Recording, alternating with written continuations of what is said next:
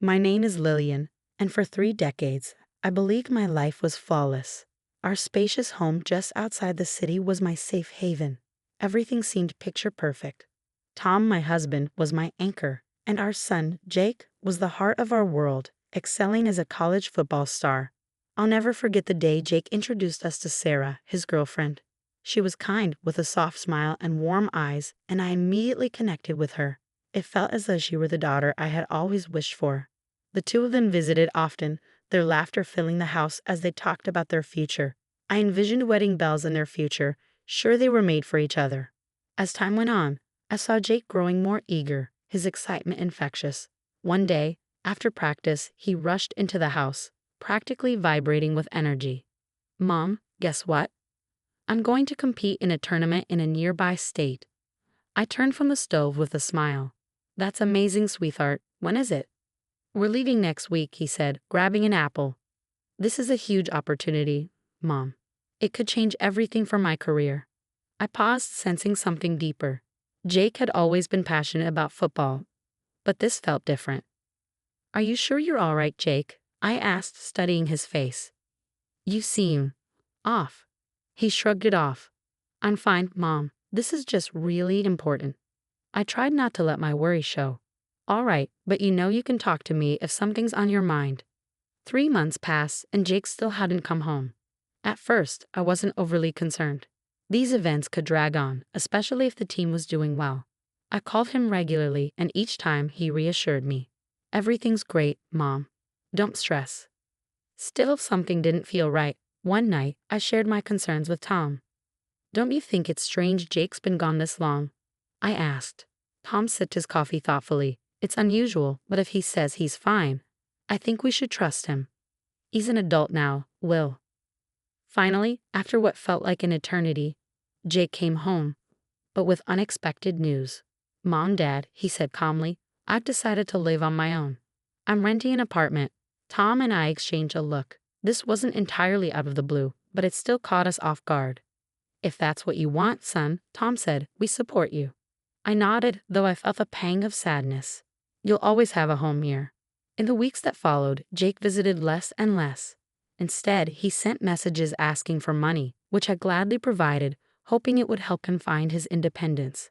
But something had shifted between us, and I couldn't ignore it. Then came the phone call that would change everything. "Mom," Jake's voice crackled through the line, "I'm coming over tonight to tell you some big news. I won't be alone." I was overjoyed. "That's wonderful, sweetheart. I'll make a special dinner." I turned to Tom, smiling. "I think Jake and Sarah are taking the next step." Tom laughed, pulling me into a hug. "About time. They make such a great couple." I spent the day preparing Jake's favorite meals, setting the table with our finest china. This was going to be a memorable evening. When the time came, I heard a car pull up. My heart raced as I adjusted my dress and went to answer the door. But what greeted me was nothing like I expected. Jake was there, but the woman beside him wasn't Sarah. She was a stranger, strikingly beautiful, dressed in bold, revealing clothes that seemed out of place for a family dinner. "Mom," Jake said flatly, "this is Veronica, my wife." The ground seemed to shift beneath me. This couldn't be happening. But the defiant look in Jake's eyes and the smug smile on Veronica's face made it clear this was real. We sat down to dinner, and I couldn't stop staring at Veronica. She was stunning, but there was something unsettling about the way she looked at me. Jake began to tell us about their wedding. "We had a beautiful ceremony at that fancy venue downtown. You should have seen it, Mom. It was perfect." I felt a sharp ache in my chest. "How could you celebrate your wedding without us?" I asked, my voice trembling. Jake's expression hardened. "The most important person in my life is my wife," he said firmly. "I wanted to make her happy." Veronica raised her chin, a smug grin on her face. Jake softened slightly. Veronica's family abandoned her, and her grandmother just passed away. She didn't want to be alone at the wedding, so we kept it small with just friends. I sat there stunned. Then a thought struck me. "What happened to Sarah?" I asked. "Where is she?" Jake shifted uncomfortably. "I left her," he muttered. "She cheated on me." I couldn't believe it. Sarah, sweet Sarah. Cheating? It made no sense. Desperate to learn more about Veronica, I asked, Where are you from? Her eyes narrowed, but she didn't answer. What do you do for work? I pressed. Do you have a job? She remained silent, her lips tight.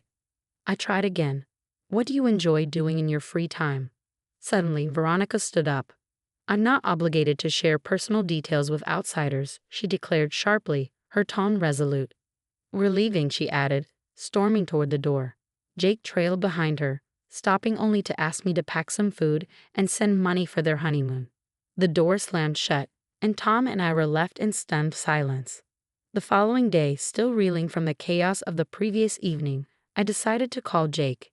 I needed some answers, needed to understand what had just happened. But when the call connected, it wasn't Jake's voice that answered. Jake's busy right now, Veronica's cold tone cut through the speaker. He can't talk, but feel free to send money for our honeymoon to his card. There's nothing else to discuss. The line went silent. I stood frozen, the phone in my hand, as shock turned into deep sadness. What had happened to my sweet son? How had this woman gained such control over him? With a heavy heart, I transferred a large sum to Jake's account. It was all I could do, my final attempt to feel connected to my son. The weeks that followed were filled with a quiet unease. Tom and I tried to make sense of Jake's sudden marriage, but the silence from our son was deafening. Then, unexpectedly, my phone rang. It was Jake. Mom, he said, his voice brimming with excitement. I've got big news. Veronica's pregnant. We're going to have a baby. My heart skipped a beat. A grandchild. Despite everything, a rush of joy flooded through me. Oh, Jake, that's wonderful news. Yeah, it's great, he continued, his tone shifting slightly. But we need some help. Preparing for a baby is expensive, you know. Without hesitation, I transferred a large sum to Jake's account, hoping that maybe this baby would help bring our family back together. A few weeks later, as I was tidying up the living room, I heard a car pull up. To my surprise, Jake and Veronica burst through the door, uninvited. Veronica walked past me, her eyes scanning our home with a critical gaze. This place will do, she said flatly. I blinked, confused. I'm sorry, what? Jake stepped forward, determination written on his face. Mom, we decided to live here. You and Dad need to find somewhere else. I felt as if the ground had been ripped from under me. What do you mean? This is our home. Veronica turned to me, her eyes cold. For the sake of our child, we need more space. This house is perfect. My anger flared. No, absolutely not. This is our home, and you can't just demand we leave. Her eyes narrowed, a dangerous glint flashing in them. Fine. But if you don't leave, don't expect to have any relationship with your son or your grandchild. Before I could respond, they turned and stormed out, leaving me in stunned silence. From that moment on, my phone was bombarded with messages from Jake, each one more demanding and hurtful than the last. He wanted us to give them the house. The harsh words from my son pierced through me. What had happened to him? 2 weeks of torment passed before Jake showed up at our door again, his face twisted with rage. You need to give us the house, he yelled. Veronica is threatening to divorce me if you don't. Do you want to ruin my marriage? I tried to reason with him. Jake, honey, can't you see that she's manipulating you? This isn't right. His face turned beet red. Don't you dare talk about Veronica like that. You don't deserve to even be mentioned in the same breath as her. That was the breaking point for Tom. Without a word, he grabbed Jake by the arm and shoved him out the door, slamming it behind him. As Jake's furious shouts faded away, I collapsed to the floor, tears streaming down my face. Tom knelt beside me, pulling me into his arms, offering what comfort he could in the silence that followed. Weeks went by as Tom and I tried to make sense of the drastic changes in our son's behavior. We felt lost, disoriented, and hurt. Then, while I was out shopping, I heard a familiar voice. Lillian. I turned to see Sarah, Jake's ex-fiancée, standing by the produce section. My heart skipped a beat when I saw her pregnant belly. Memories of Jake's accusations about her infidelity flooded back, and I was at a loss for words. I managed to smile, though. Sarah, I had no idea you were expecting. How are you feeling? Her eyes welled with tears. It's been hard, she whispered, being pregnant and abandoned. It's been really tough. Her words hit me like a punch to the gut. Abandoned? That didn't match Jake's story at all. I gently pressed for more details. Sarah, I'm so sorry. Can you tell me what really happened? Jake said. Well, he said you cheated on him. Sarah's eyes widened, a look of disbelief crossing her face. Cheated? No, Lillian, that's not what happened at all. For the next half hour, as we stood in a quiet corner of the store, Sarah revealed the painful truth that shattered everything. Jake didn't go to any competition, she explained, her voice shaky. He met a girl online and went to meet her in another state. He was gone for 3 months. I nodded, the pieces finally clicking into place. When I found out I was pregnant, I called Jake to tell him, but he told me he had married someone else. He wouldn't have anything to do with the baby. I felt as though the floor had been ripped out from beneath me. Our Jake, the sweet boy we raised, had lied to us, abandoned Sarah and his unborn child for a woman he barely knew. We parted with promises to stay in touch, and I made my way home, my mind racing with the shocking revelations. Jake's fabricated story about the competition, his sudden marriage to Veronica, his cruel treatment of us. It all made a twisted kind of sense now. When I walked in the door, Tom immediately saw the look on my face. Lil, what happened? He asked, concern etched in his voice. I sank into a chair at the kitchen table, the weight of the truth pressing down on me. Tom, sit down, I said, my voice trembling. There's something you need to know about Jake. I told him everything I had learned from Sarah, and I watched as the color drained from Tom's face. Our son had lied to us, abandoned his pregnant fiancée, and married a woman he barely knew. The next few days were filled with difficult conversations, and both Tom and I felt an overwhelming urge to help Sarah and her unborn child, our grandchild. We have to help her, Tom, I said one evening. She shouldn't have to go through this alone. Tom nodded gravely. You're right, let's reach out to her. We approached Sarah with an offer of support, but at first she refused. Her pride and hurt were clear, but we persisted. Over time, she finally accepted our help. I started accompanying her to doctor's appointments, helping her prepare for the baby, and simply being there for her when she needed someone. One evening, as I returned home from helping Sarah with the nursery, Tom met me at the door, his expression serious. Lil, there's something I need to tell you, he said, his voice low. I hired a private investigator. I gazed at Tom, my mind reeling. You did what? Tom exhaled heavily. I had to find out the truth about Jake. The detective's report came in today, and it's worse than we feared. For the next hour, Tom shared the findings from the investigation.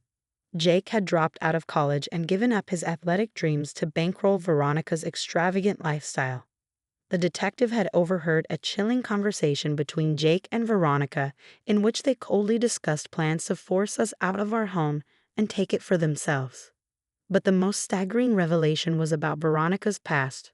She had a history of targeting wealthy men and manipulating Jake into marrying her by falsely claiming a child was his. I stood up, my thoughts spinning. We have to tell Jake the truth. Tom shook his head. Lil, he won't believe us. You've seen the way he is now. Telling him will only push him further away. As much as it hurt, I knew Tom was right. Jake was so wrapped up in Veronica's web that confronting him with the truth would probably make things worse. What do we do now? I asked, feeling powerless. Tom took my hand. Right now, we focus on Sarah and the baby. They need us more than ever. I nodded, fighting back tears. You're right. Sarah and the baby, they're innocent in all of this. As we absorbed the shocking news, a wave of anger, sadness, and worry for Jake washed over me. But I also realized something important. We might not be able to help Jake, but we could be there for Sarah and the baby. Maybe, just maybe, we'd be able to show Jake what true love and support look like someday. The next morning, things took an even darker turn. We woke up to find our house covered in cruel graffiti. Messages like greedy olders, selfish bastards, and other vile insults sprayed across the walls. Stunned and hurt, we called our neighbor, who had security cameras. Watching the footage left us speechless. Jake was the one who had vandalized our house. We didn't confront him. Instead, we painted over the graffiti and decided to sell the house. A few weeks later, we moved into a new place near Sarah so we could be close to her and our newborn grandson. When Sarah brought little Thomas home from the hospital, my heart swelled with love, but also broke. This was my grandson, Jake's son, and yet Jake wanted nothing to do with him. Time passed, and we settled into our new life. Then one day, my phone rang. It was Jake, calling from a new number. "Mom," he shouted, furious. "What's going on?" I went to the house, and there are strangers living there. They threatened to call the cops. I took a deep breath. "Why did you go there, Jake? To vandalize our house again?" There was a long pause. "That's right," I said. "We sold the house, Jake. We've cut you out of our lives." Jake's shock quickly turned to anger. "You can't do this to me. Veronica might leave me because of you. I'll never see my son again." I couldn't help but laugh, a hollow sound. "Jake, that child isn't yours. Veronica lied to you." "What are you talking about?" he asked, his voice trembling. "We hired a private investigator, Jake. We know everything about Veronica's lies, her past, and your plans to take our home. I'm sending you the evidence now." As I sent the email with the detective's report, I heard Jake's sharp intake of breath. "You're a fool," I said softly. "You abandoned Sarah and your real son for a woman who's been deceiving you. I hope one day you realize what you've lost." I ended the call, my hand shaking. 6 months passed in a blur of baby giggles, sleepless nights, and newfound joy. Tom and I embraced our roles as doting grandparents, savoring every moment with little Thomas. Our new home, though smaller, was filled with more love and laughter than we'd had in years. One afternoon, as I watched Sarah push Thomas on the swing in the backyard, our neighbor walked by with unexpected news. "Did you hear about Jake?" she asked, her voice low. "Word is Veronica left him. She handed their child over to her parents and ran off with a wealthy man." Tom and I exchanged glances, a mix of emotions flooding over us. Despite everything, I couldn't help but feel a little sorry for Jake. The pain he must be going through was hard to ignore. Later that evening, Jake called. His voice was different this time, broken, desperate. "Mom," he cried, "I'm so sorry. Please, can we start over? I know I'm still your son. I can change. Please just give me a chance." I closed my eyes, the familiar ache in my chest returning. "Jake," I said softly, "I'm sorry you're hurting, but you need to know something. Your father and I have changed our will. Everything we have will go to Thomas, the son you abandoned." Jake's sobs turned into angry shouts. "No, you can't do this. I'll go back to Sarah. We can start over." "Goodbye, Jake," I said firmly and ended the call. Later, Tom found me sitting on the porch swing, gazing out at the sunset. He sat beside me and gently took my hand. "You okay?" he asked. I nodded, squeezing his hand. "I am. It's not the ending I wanted for us, but we're exactly where we're meant to be." And we were. Our new life, though different from what we imagined, was filled with purpose and love. Every weekend, our home rang with the joyful sounds of Thomas's laughter as he explored every corner of our house. Sarah, who had once been just Jake's girlfriend, had become the daughter we never had.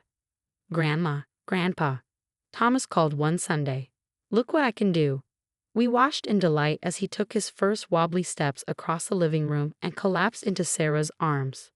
She looked up at us, tears of joy in her eyes. "I don't know what I would have done without you two," she whispered. "You've been more like parents to me than I ever expected." I knelt beside them, wrapping them both in a hug. "Oh, sweetheart, you and Thomas, you're our family. We couldn't love you more."